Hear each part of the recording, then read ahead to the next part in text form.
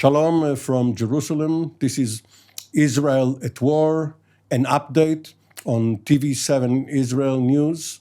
And today is the 700th day of the war, which started on October the 7th, 2023. By far, Israel's longest war, and we had several, perhaps too many. The war which started with the horrific attack and massacre by Hamas on Israel's southern communities and military outposts, and of course widened to other sectors, other fronts, north and south. With us are three distinguished panelists who used to serve as brigadier generals on the active list, and now they can consider themselves reserve or retired. It's up to them. But in any event, they are general officers. Yossi Kuperwasser, formerly the head of research and assessment for the Directorate of Military Intelligence of the IDF, as well as the Director General of the Ministry of Strategic Affairs, and right now heading two separate think tanks. General Kuperwasser, welcome. Thank you. Thank you for having me. General Doron Gavish, right now on reserve duty, the commander of the Israeli Defense Forces, Israeli Air Forces, Air and Missile Defense Task Force, formerly the commanding general of Israel's entire air defense. General Gavish, hi. Hi, good morning. And General Israel, usually we don't call you by your given name, Relic Shafir, the former commander of the Israeli Air Force's primary air base, used to be at least until the F-35s came and headed south, Tel Nof. General Shafir, among other exploits, took part in the raid on Osirak in June of 1981. So welcome to you too, Relic Shafir. Thank you for having me. The Gaza war seems to be deadlocked. The Israeli forces are preparing to go deeper into Gaza City. According to the IDF spokesperson, 40% of the metropolitan area are already under the Israeli troops' control. But the main thrust is yet to come. The reserves have been mobilized. And this seems to be a good opportunity on the 700th day to take stock of what has happened up to now. It started, of course, with Hamas, but then we had Hezbollah, then we had the Houthis, then we had Syria, the Assad regime having collapsed, and Israel took action there. So why don't you try both an overall assessment, but also concentrating on your specialty? Let's start with you, General Kuperwasser, your specialty being intelligence, of course.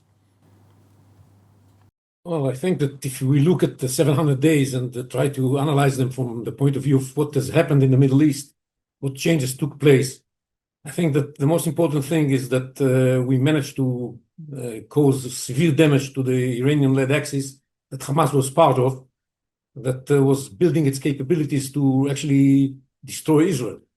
And we have managed to take care of many of the elements comprising this axis. First and foremost, the Iranians themselves, and the most dangerous threat that this axis was building, the nuclear project of Iran and the missiles project of Iran.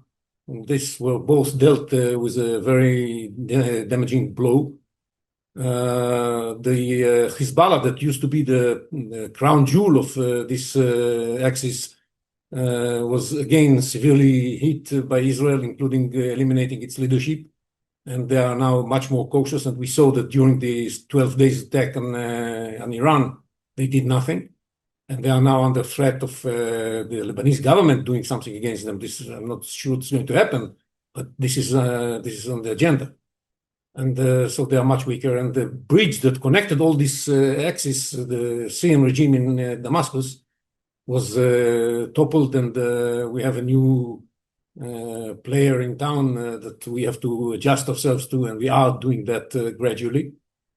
Hamas, that started this entire event, was again hit severely by the Israeli capabilities. And still, the jury is still out whether it's going to be totally removed from power or not. We are now amassing power in order to make it happen, but still, we shall see in the coming days whether it's going to work or not. Until now, we haven't managed to convince Hamas to accept a deal that includes its disarmament and the release of the hostages. And as long as this is not the case, we cannot say that we have accomplished the goals of the war. But this is the most important arena that was left active. There's still the Houthis issues, but we have proven during those 700 days to everybody in the region that even if the Americans are not coming to our assistance or do that only partially, we can handle threats from afar, not only from the immediate tier around us, and this was very important in building the impression that Israel is capable to defend itself even against far threats, including Iran, including the Houthis, which is another part of this new picture of the Middle East. That said, I think that we just last word about it. Just said we should be still humble and realize that we are still facing a very challenging situation. The radical Islamic ideas have not disappeared. The wish of many of their neighbors to see us disappear is still there, and we still have a lot of work ahead of us. So in the second round, because we know that intelligence doesn't like surprises, you are being forewarned that you'll be asked for an assessment of the assessment regarding intelligence. But let's wait a few minutes and give your colleagues a chance. Relik Shafir, Yossi Kupperwasser mentioned Iran. Obviously, the Air Force had the major task there, as well as in the deeper areas of Lebanon, not adjacent to the border, as well as in Syria. But all in all, it seems as if the Air Force had a lesser role than it used to have in 1967, 73, 82. Is this because of the changes in warfare, because Hamas went underground? What is the reason? Whether you agree with it at all? I don't agree with this because when we're talking about Gaza specifically, if we're talking about Gaza, obviously an Air Force can do what the U.S. Air Force had done in Dresden in 1945, is obliterate the whole city. But since we don't want to do that for several reasons, part of which is our ethics and our Jewish directives, we actually guard the local troops and pave the way so they're in control all the time. And that could not happen without the Air Force. In other areas, such as Lebanon, Syria, and Iraq, and the Houthis, and of course Iran, the Air Force had a major hand in actually leveling those threats. Of course, one of the most important things that we learned is that with an air power without intelligence is not really effective. So the very close work of the Air Force with the different intelligence communities brought about this feat that is almost unparalleled in air war history. Another thing to remember is that we failed in the morning of the 7th of October the whole military failed, but the Air Force was comprised of too few, I would say, combat helicopters. We don't need Apaches, lots of Apaches, but we need to have relevant firepower to deploy to an area that lacks ground troops. And that is something that will probably be mended within the next generation of Air Force aerial combat, specifically probably combat helicopters. Another issue is the different types of munitions. Munitions that can be fired from great distances with great accuracy are a lot more important than a whole bunch of very heavy weapons. And I think the most vivid memory that we have is of the B-2 that dropped about 25,000-pound bombs to take out, or at least claim to take out, most of Iran's nuclear power. So this is, I would say, an extreme example. But other examples are there, not to be shared in public, that were used to deal a real blow to the command and control systems, to the leaders, and to crucial parts of the enemy's power on the ground. So I would say that the Air Force not only fulfilled its mission, but had a lot bigger role that was played than I thought, at least at the beginning. General Gavish, if you look at Israel's military history, there's a paradox. It all started right after the 1948 war with infiltrations and small-scale raids by Palestinians and others. And once the borders have been relatively sealed, they started using rockets and then missiles. And therefore, your own units, the air and missile defense units, became much more central to Israel's defense doctrine. In this light, how do you sum up the war so far? Well, Amir, I think what is really important to say about it is that when you ask yourself what is really the role of the defender, what is being expected from the Israeli Defense Force, from the defending point of view against rockets, missiles, UAVs, and all of those. I would say that there are three main submissions. The first one is to deny the enemy's efforts. And we have to remember that the enemy shot toward Israel tens of thousands of rockets, thousands of missiles, more than 1,000 missiles only from Iran. We saw more than 1,000 missiles together with the Houthis, and also thousands of UAVs. The vast majority of them were denied and were intercepted. Of course, some of it was a combined effort by offensive attack, and some of them by intercepting them. But in general, we could say that this was done. The second thing is to save life. And at the end of the day, we saw what could happen, mainly during the war with Iran. I think we saw it.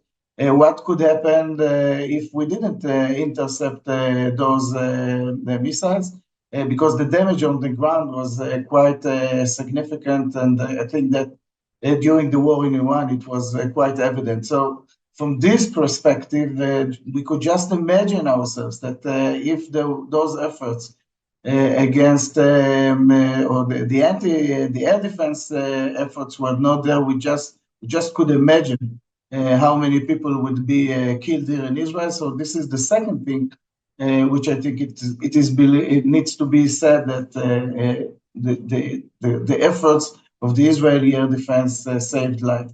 And the third one is to allow our leaders to make their own decisions while Israel is not being heavily attacked or destroyed. And I think that by overlooking of what happened those 700 days, we could say that the defense stood in its mission. The other thing which is very important to say is that for the first time, we saw it in such a significant way that we are working regionally and not only here in Israel.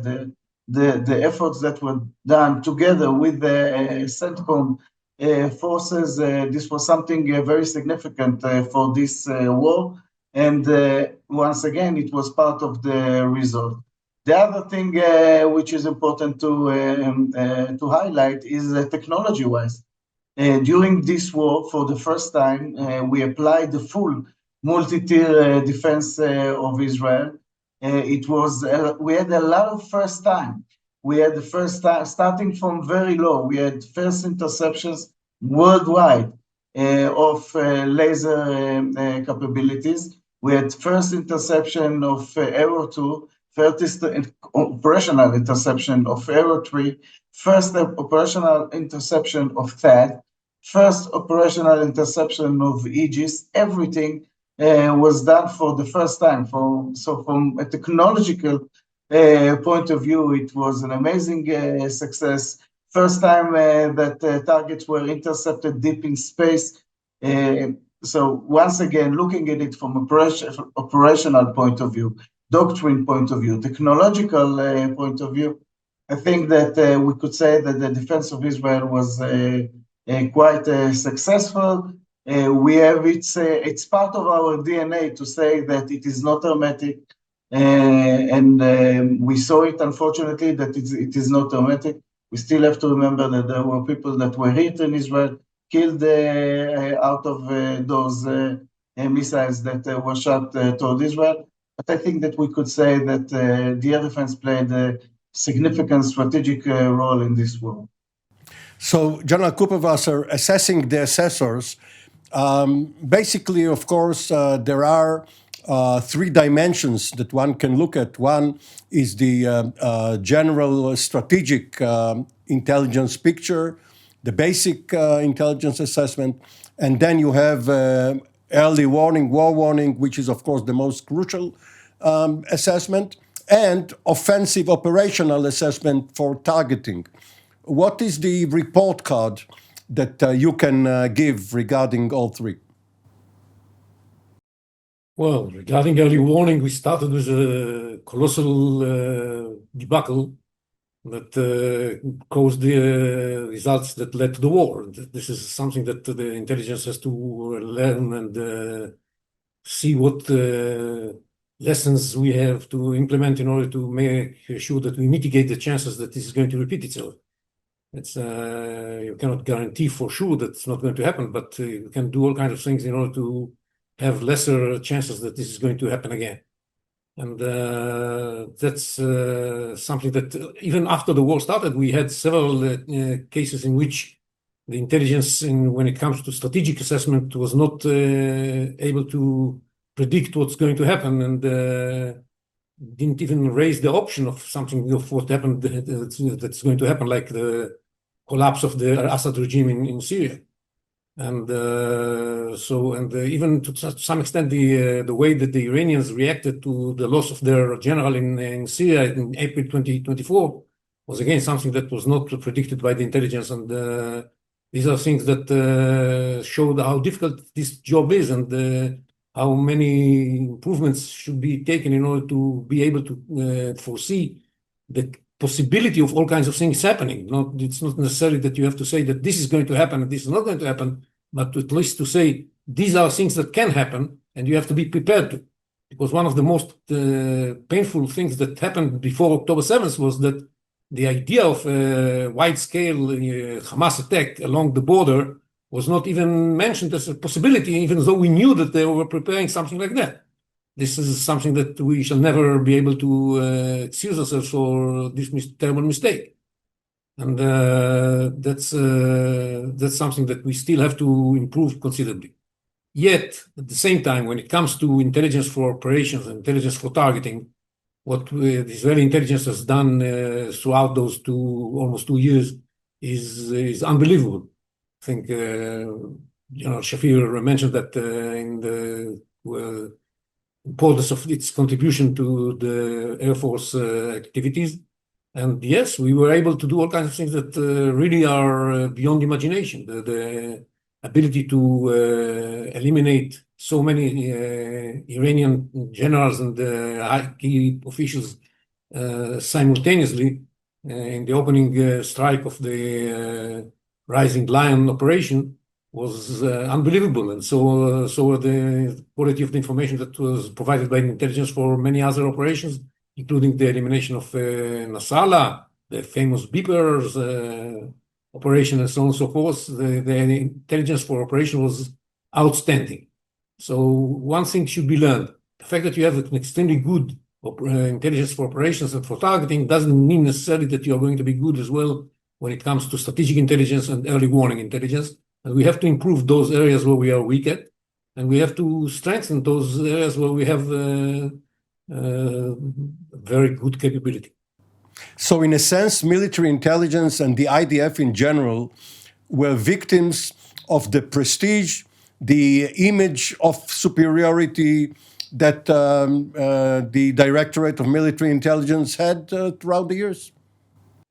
Yes, I think we believe that we have intelligence dominance, that we are able to know everything we need to know when we need to know it. And this was true when it came to operational intelligence for targeting. But this was not true when it came to early warning. And we should have been aware of the fact that we don't have this information. This should have made us much more humble when we assess the information coming in on the days preceding, and especially the last day preceding October 7th. But because of we were so convinced that our conception about what Hamas is doing is right, and because we have this intelligence dominance, we really know that this is right, that we ignored the signs coming in that told us that something fishy is happening. So we still have a couple of minutes each for you, Relic, and for you, Doron. Relic, looking at what the entire array of Air Force assets did, the various components, fighters, helicopters, UAVs, but also air and missile defense, and the Shaldag commando unit.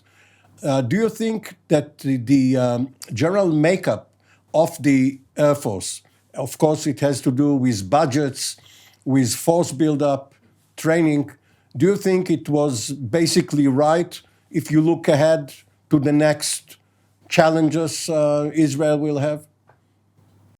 The Air Force was not built to deal with in this kind of a war, because remember that during those 2 years we faced no opposition in the air, no airplanes took off against our Air Force, none dropped bombs on bases, on army bases. And the whole war was missiles or drones with which the Air Force dealt with in I would say, quite a successful manner. But the Air Force is not built for that kind of a war. It is built against formidable enemies, potential enemies that have strong air forces. And so we should not judge the future according to this particular war, where we had excellent intelligence because we targeted these particular areas for many years around the area, starting from Lebanon and Iran, et cetera, even Gaza. So I would say that one of the most dangerous things are to learn from this particular war to the next one, which is probably not going to be in the same manner. And therefore, the mix itself should be considered against a much larger potential adversary, including defensive capabilities in air bases. And I don't want to go into that particular area being at this time a discrete subject. So I would say it's a good thing that we've learned what we can do.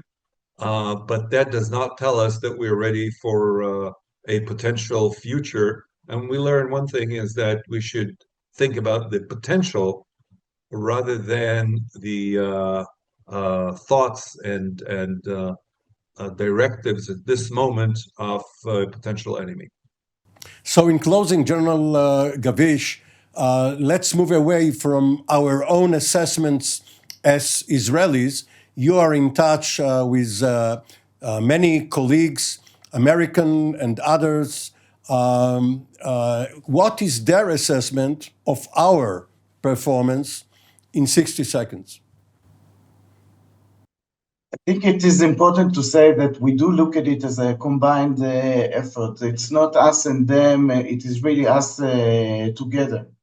And as I mentioned before, I think that the assessment is that it was a successful one. We are more than one using the word that the way of the word or the term golden standard for the way that we are working together. How tight is it? How the relations are very close, from personal relations up to the operational relations. So I think that we all look at it as a success, but we have to be very humble, and the DNA of all of us in the Air Forces is the lesson learned process, and of course, we should be always deep into it, following what was said by General Shafir. We always know that the next war is not the one that you fought, the past war that you just fought. So this is the state of mind looking into the future, but overall, I think the feeling is that it was a successful effort. A difficult and perhaps impossible task for Israelis to be humble. Well, maybe it can be achieved. For the time being, thank you, all three of you, General Doron Gavish, General Relik Shafir, and General Yossi Kuperwasser. This has been Israel at War, an update on day 700 of the war in Gaza, Lebanon, Syria, Iran, and Yemen, and elsewhere. We will be back with more from TV7 Israel News next week. For the time being, Shalom from Jerusalem.